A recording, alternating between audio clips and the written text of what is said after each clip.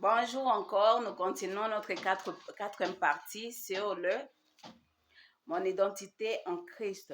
Alors, quelle partie de ces trois parties de l'homme qui est sauvée? Si on regarde dans l'Ancien Testament, dans le tabernacle de Moïse, il y avait trois parties. Il y avait la partie de l'extérieur, il y avait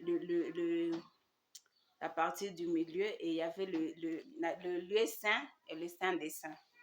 Alors, si nous comparons avec l'homme, alors la partie de l'extérieur, ça représente le corps.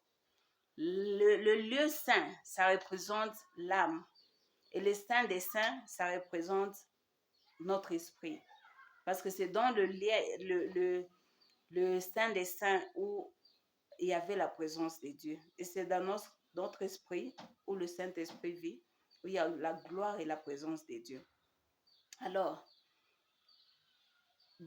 quelle partie quelle partie qui est sauvée quand quelqu'un reçoit Jésus-Christ comme Christ et Sauveur? C'est mon esprit qui est sauvé. C'est pas mon âme et c'est pas mon corps. Dans Hébreux 4, 12, nous voyons comment est-ce que l'âme et l'esprit sont divisés. L'âme et l'esprit ne sont pas les mêmes. C'est mon esprit qui est sauvé. C'est mon esprit qui est délivré dans le monde des ténèbres. C'est mon esprit qui est enfant de Dieu. C'est mon esprit qui est sauvé, qui est devenu une nouvelle créature, qui a été régénéré. C'est mon esprit. Alors, si nous regardons quand l'esprit est sauvé, donc c'est là où Dieu vit. C'est là où il y a la présence de Dieu, c'est dans l'esprit. Maintenant, parlons de l'âme. L'âme n'est pas sauvée. Mais dans Romains 12, la Bible dit que ne soyez pas transformés, soyez renouvelés. Renouvelez votre intelligence par la parole de Dieu. Donc, notre esprit, notre âme est sauvée, c'est par la parole de Dieu. Si nous regardons dans Jacques 1, 21, la Bible dit que notre âme, on va sauver notre âme par la parole de Dieu. C'est pourquoi tu vois, les chrétiens, tu peux être chrétien, mais tu as la colère, tu peux frapper tout le monde. Tu as un caractère pas possible. Et là, nous voyons que ce chrétien-là ne lit pas la parole de Dieu. Oui, notre esprit est sauvé, mais nous avons besoin maintenant de notre intelligence, notre émotion et notre volonté soient remplies de la parole de Dieu pour que quand l'esprit est sauvé et l'âme aussi est sauvée par la parole de Dieu, le corps aussi fera ce que les deux veulent faire. Maintenant, voyez, c'est pourquoi nous voyons, si tu ne renouvelles pas ton esprit, tu ne mets pas dans l'intelligence, dans ce que tu ne penses pas la parole de Dieu, tu ne penses pas de ce que Jésus dit. Nous devons toujours méditer. Dans Josué 1, 8, la Bible dit que nous méditons jour et nuit pour que notre intelligence, surtout c'est dans l'intelligence que le diable vient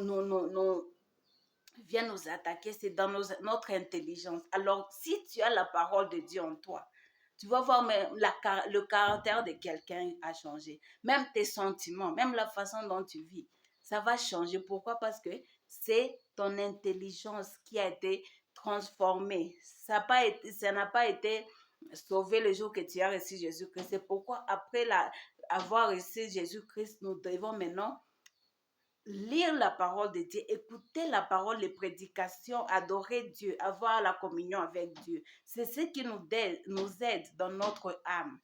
Maintenant, le corps c'est les cinq sens. Les cinq sens qui est l'ouïe, l'odorat, le toucher et... Ok, vous savez les cinq sens. Alors, c'est ça le corps. C'est pourquoi Paul dit dans Galates, c'est que le corps est toujours contraire à ce que l'esprit veut faire. Ils sont en train de se battre parce que mon esprit est sauvé, mais le corps veut faire des histoires. Maintenant, si mon âme n'est pas remplie de la parole de Dieu, je vais faire des... C'est pourquoi tu voyez, les chrétiens sont en train de vivre une vie qui n'est pas possible, qui n'est pas présente, qui ne plaît pas à Dieu, parce que la parole en eux, ils n'ont pas encore la parole en eux. Parce que quand ta parole, ton intelligence, ce que tu veux faire, c'est ta parole qui va te guider, c'est la parole de Dieu qui est en toi, qui est dans ton intelligence, dans tes émotions, qui va guider ton corps, qui va donner ton corps qui va contrôler ton corps, qui va donner ton corps des ordres, ce que tu vas faire. Maintenant, le corps n'est pas sauvé. Le corps, c'est la maison. Le corps, quand nous mourons, c'est le corps qui pourrit, c'est le corps qui est enterré. L'esprit quitte le corps quand nous mourons.